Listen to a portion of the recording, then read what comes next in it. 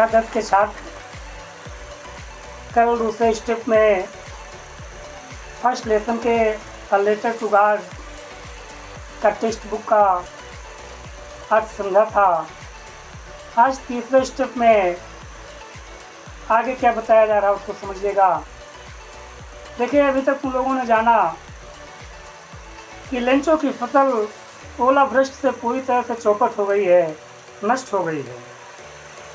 Lencho का हृदय दुख से बहुत भरा हुआ है और वो अपने परिवार को लेकर के, अपने बच्चों को लेकर के खेत के मध्य में जाता है, खड़ा हो जाता है और कहता है कि टिड्डियों का दल होता तो शायद इससे कहीं अधिक बचा देता, लेकिन इस ओलावृष्टि ने वो कुछ भी नहीं बचाया है हमें खाने के लिए।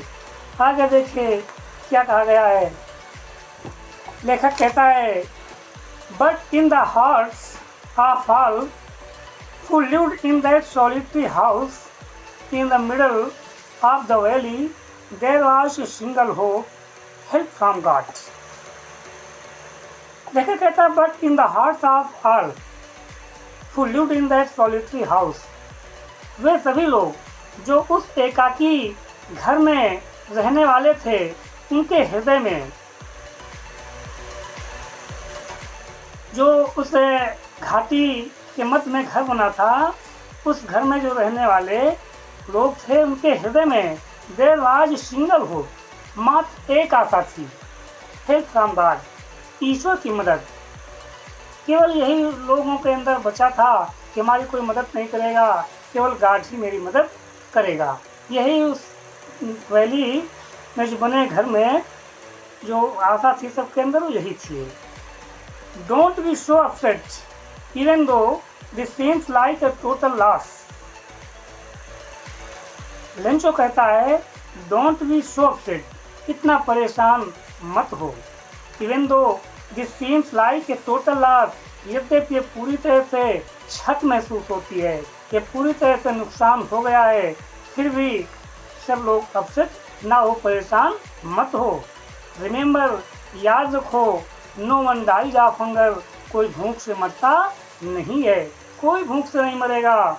दैट्स व्हाट दे से, यही तो लोगों को कहना है, यही तो लोग कहते हैं, no one dies of hunger, कोई भूख से मरेगा नहीं।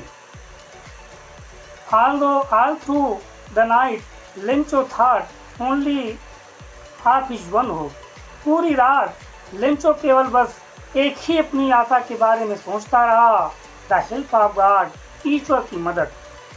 Whose eyes as he had been instructed, जैसा कि उसको बताया गया था। क्या? Whose eyes see everything, कि उसकी आंखें सब कुछ जानती हैं, सब कुछ देखती हैं। किसकी आंखें? ईश्वर की आंखें।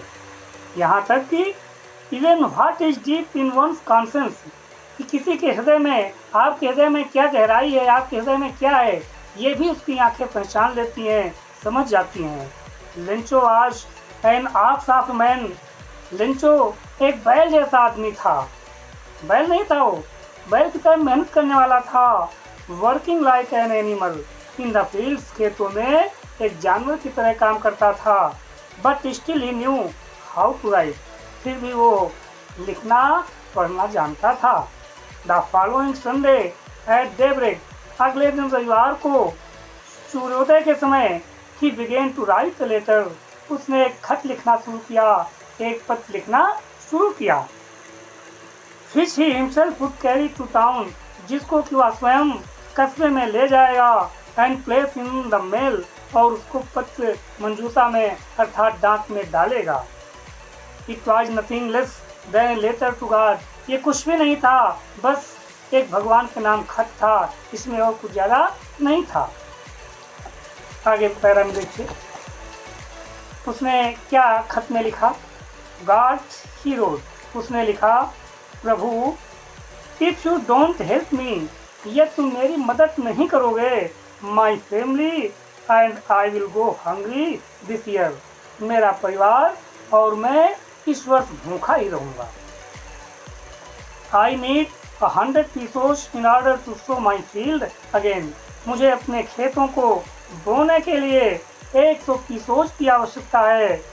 until the crop comes, और जब तक कि फसल ना आ जाए, एंड टुल्यू तब तक मुझे रहने के लिए 100 एपिसोड की आवश्यकता है। विकास द हेल स्टार्म, क्योंकि ओलावृष्टि ने, उसके आगे उसने डांट कर दिया। ये तो ओलावृष्टि ने क्या किया है आप सब जानते हैं। He wrote to God on the envelope, उसने लिफाफे पर लिखा टू गॉड, सेवा में भगवान। पुट द लेटर इनसाइड, और उस लिफाफे के अंदर उसने अपने पत्र को रख दिया। एंड स्टिल ट्रबल्ड, और अब भी परेशान था। वेंट टू टाउन, ऐसी स्थिति में वो कस्बे की ओर गया, शहर की ओर गया। At the post office he placed the stamp on the letter, और पोस्ट ऑफिस में उसने अपने पत्र में एक स्टैम्प लगाया, एक टिकट लगाई। And drop it into the mail box, और उसको मेल बॉक्स में डाल दिया, पत्र मंजूषा में डाल दिया। फिलहाल आज इतना ही। अगले स्टेप में आपको इसका शेष भाग पढ़ाया जाएगा। आप सभी लोग अपने इस चैनल को सब्सक्राइब करना ना भूलें। अपने मित्रों से भी कह दें जो कक्षा 10 में पढ़ रहे हैं, सब्सक्राइब कर लें। आपको ग्रामर और टेक्स्ट बुक के जो भी होंगे परीक्षा से जुड़े क्वेश्चंस या पढ़ाए जाने वाले जितने भी चैप्टर्स होंगे, आपको समय समय पर इससे मदद मिलती रहेगी।